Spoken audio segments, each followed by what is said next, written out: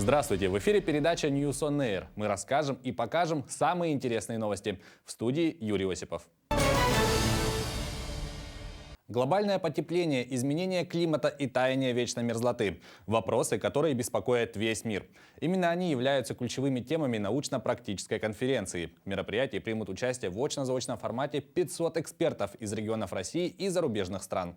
Специалисты представят последние данные о глобальном потеплении и таянии вечной мерзлоты. По словам ученых, климатические изменения в Северном полярном регионе способны определять все изменения планеты. Госинспектор Иннокентий Федоров природного парка Момский ежедневно может пройти до 40 километров. Работа у инспекторов не из легких, ведь по долгу службы им приходится по несколько месяцев находиться в тайге. С наступлением осени, с выпадением снега и замерзанием рек перемещение в лесничестве осложняется. Река Мома замерзает медленно, и переправа может стать весьма опасной. На территории парка инспекторы подготавливают зимние маршруты, готовят салонцы для животных, регистрируют редкие растения и наблюдают за живой природой. Инспекторы отмечают, в Арктике уже идут существенные изменения климата, трансформируется окружающая среда, высыхают некоторые реки, а другие становятся полноводными. Вот когда вода большая, она несет грязевой поток с собой. Вот эта грязь остается на льду, оседает. Потом из-за этого идет таяние быстрее. Опять же, вот дожди идут. Дождь, когда идет, вода же теплая. А когда солнечная погода, большая часть солнечного света отражается обратно. Поэтому когда солнечная погода, она более меньше тает.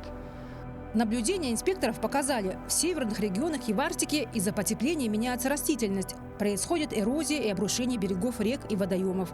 Один из главных брендов Момского района – Большая Момская наледь, ежегодно меняет свой облик. Это слоистое ледяное тело, которое образуется зимой путем замерзания речных и подземных вод. В течение зимы наледь постоянно увеличивается. К концу марта ее длина превышает 30 километров, но с каждым годом она тает все быстрее. Большая Момская наледь находится в километре ниже устья Эйюмю. Эйюмю в переводе с эвенского языка означает «незамерзающая река». В разное время года эта наледь может достигать и протянуться до 30 километров, а быть высотой от 3 до 4 метров. Сейчас в Момском районе уже сентябрь, к сожалению, наледь уже растаяла. Вопросы изучения криолитозоны вечной мерзлоты в фокусе ученых со всего мира. 40% территории Якутии находится за полярным кругом. Республика находится в зоне вечно мерзлых грунтов. Изменение климата и процессы, связанные с таянием ледников, имеют для нас большое значение. В качестве примера можно привести и прошлую зиму. На арктических территориях наблюдалось потепление, а в центральных районах, наоборот, долгое время сохранялись сильные морозы. За последние 30 лет температура Якутии выросла на 1,5 градуса, но за этой цифрой можно наблюдать реальные вещи, как увеличение продолжительности осеннего сезона. Аномалия этого года – это аномалия относительно уже изменившегося климата. На самом деле эта зима, как и зима 2021 года, зима 2015 года, это температурная норма буквально 40-летней давности. То есть раньше это было нормой, никто бы не сказал, что это аномалия. Теперь зимы стали теплее, и на их фоне все, что немножко выбивается, да, за вот эту вот рамку нормы, просто норма стала другой. Одно из главных последствий глобального потепления – таяние вечной мерзлоты, которое, по мнению ученых, продолжится и дальше. Мы не создаем глобальное потепление. Мы являемся как бы его получателями. То есть эмиссия парниковых газов – антропогенный фактор. Да? Он больше связан с промышленными странами, с промышленными районами, например, нашей страны, да? А мы только получаем эти последствия в виде увеличивающей температуры. Вот. Поэтому для нас более актуально стоит вопрос адаптации к этим изменениям. Сегодня в Арктике создаются новые уникальные предприятия. Развивается транспортная, промышленная, социальная инфраструктура. И важно, чтобы эта работа опиралась на современные научные разработки. Ведь сейчас главное для ученых – это просчитать риски, связанные с изменением климата, чтобы в будущем обеспечивать баланс между экономическим развитием и сохранением уникальной арктической экосистемы. Ирина Григорьева, Виктор Дьячковский, Григорий Хлопков, Момский район, Якутск. Отапливать помещение с помощью льда. Такое возможно. Якутские ученые изобрели способ, при котором можно поддерживать нулевую температуру в помещении при помощи замороженной воды. Подробнее о разработке и о ее преимуществах расскажет Валерия Наумова. Сотрудники Института мерзлотоведения разработали и запатентовали устройство для стабилизации температуры в закрытых помещениях.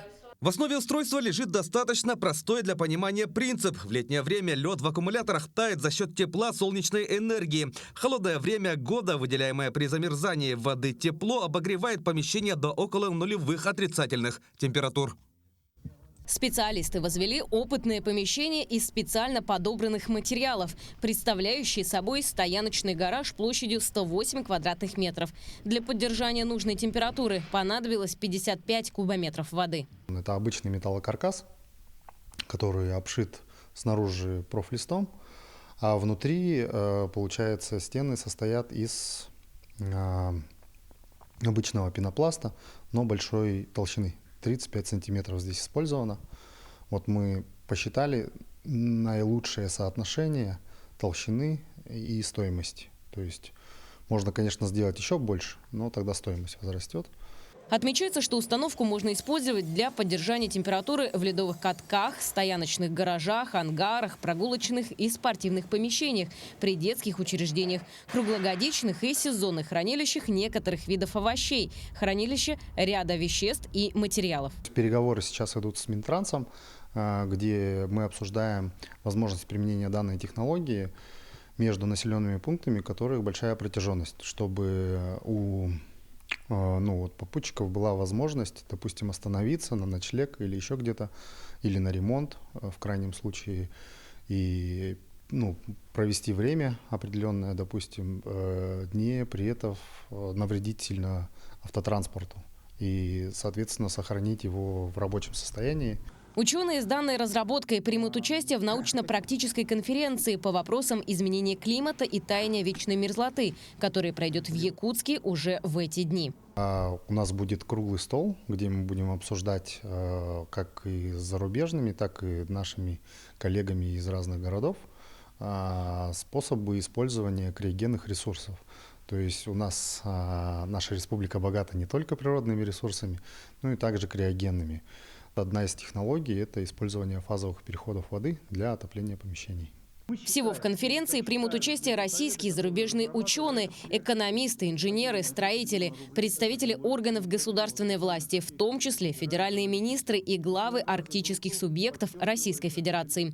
Ожидается, что конференцию посетят более 200 экспертов из России, Китая, Индии, Казахстана и других стран. Валерия Наумова, Павел Пахомов, Якутск. В селе Тумул Хангаласского улуса хотят создать первую в республике специализированную экологическую школу. В ней учащиеся будут углубленно изучать естественно-научные предметы и проходить практику на объектах национального парка Ленские столбы. Учебный год будет охватывать весну, лето и осень, а в зимнее время ребята будут уходить на длительные каникулы. Инициатива создания экологической школы принадлежит академику Никите Соломонову. Вопрос учреждения экологической школы обсудили в первую очередь с тумульцами на сельском сходе. По завершении двухчасового обсуждения большинством голосов инициатива получила поддержку местных жителей. Тумульский наслег по своему количественному составу, по расположению на территории очень удобно для воспитания именно просвещенных, продвинутых экологов, именно научного плана. Для этого все условия есть, от Кембрия до сегодняшних бизонов, сегодняшнего флоры и фауну республики. И со всей республики, если мы соберем талантливых детей, именно будущих экологов, то мы цели свои достигнем. Для развития массового спорта среди детей и юношей во всех школах страны со следующего года появятся спортивные клубы. Сейчас формируется всероссийский реестр школьных спортклубов, куда уже включили почти 34 тысячи организаций. Подробнее о том, как развивается данное направление в Якутии, расскажет Светлана Амосова.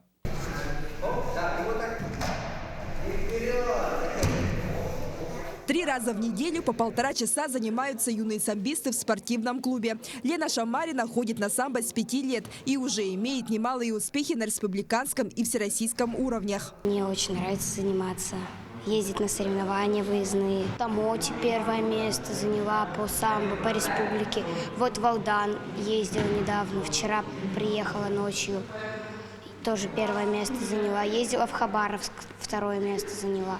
В Южный Сахалин тоже второе место заняла. Дети, занимаясь разными видами спорта, укрепляют не только здоровье, но и развивают в себе волевые качества, закаляют характер, становятся решительными и целеустремленными. На сегодняшний день в Якутии работает почти 400 спортивных клубов разного направления, в том числе и 7 специализированных школ по самбо. Но сегодня, конечно, актуально. Защитить себя, да, где-то правильно сгруппироваться, где-то там при падении, да.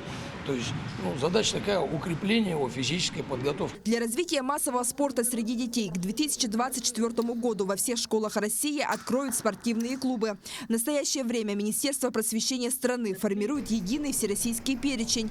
Туда из Якутии вошли 68 спортклубов. Хорошо то, что вот среди этих школьных клубов ежемесячно, еженедельно проводятся соревнования. То есть ребенок уже развивается, он видит, как он, результаты у него улучшаются, да, и, конечно, вот самое главное — это вот охват наибольшего количества детей, вот именно занятием физкультурой и спортом. Также у школьных спортивных клубов появится возможность получать субсидии, гранты на поддержку и помощь в наградной атрибутике. Сейчас Министерство спорта и Министерство образования республики ведут целенаправленную работу. В целом это как дополнение к занятию физической культурой и спортом, тем секциям, которые есть сейчас, спортивные секции. Это будет еще дальнейшим большим, как говорится, подспорьем для развития вообще спорта, детской нашей школы спорта. К следующему году работы по созданию отдельных клубов планируется завершить. И уже в каждой школе появится своя спортивная организация, благодаря которой будет организовано систематическое вовлечение детей в спорт. Светлана Амосова, Екатерина Амосова, Челусин Кентьев, Якутск. На этом у нас все новости на сегодня, а я напоминаю, что свои интересные видео вы можете отправлять на наш телеграм-канал, и мы обязательно их покажем. До встречи в эфире!